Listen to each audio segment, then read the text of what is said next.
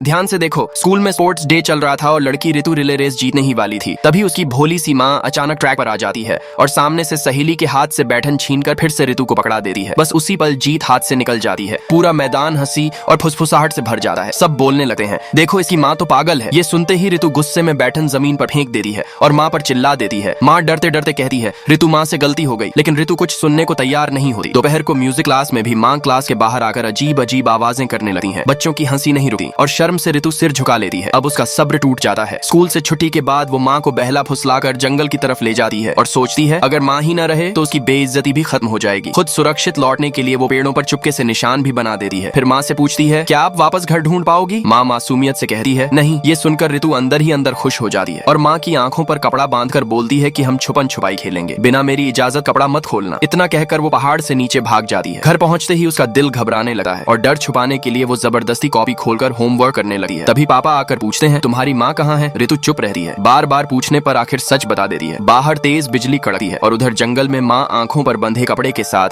बेटी को आवाज दे रही होती है कि छुप गई क्या। तभी जोरदार बारिश शुरू हो जाती है। माँ कपड़ा खोल देती है लेकिन फिर भी वहीं रुक जाती है क्योंकि उसे डर है बेटी लौटकर उसे ढूंढेगी। इधर पापा लंगड़ाते हुए बेटी को लेकर जंगल में जाते हैं लेकिन बारिश में रास्ता भटक जाते हैं। पेड़ों पर बने निशान भी मिट चुके होते हैं। 3 दिन 2 रात ढूंढने के बाद आखिर वो उस जगह पहुंचते हैं जहां माँ को छोड़ा गया था। लेकिन जो नजारा उन्होंने देखा वो जिंदगी भर नहीं भूल पाए। आगे क्या हुआ जानने के लिए लेफ्ट बॉटम में एपिसोड 18 देखो। लाइक सब्सक्राइब कर देना। भगवान आपको बहुत खुशी दे।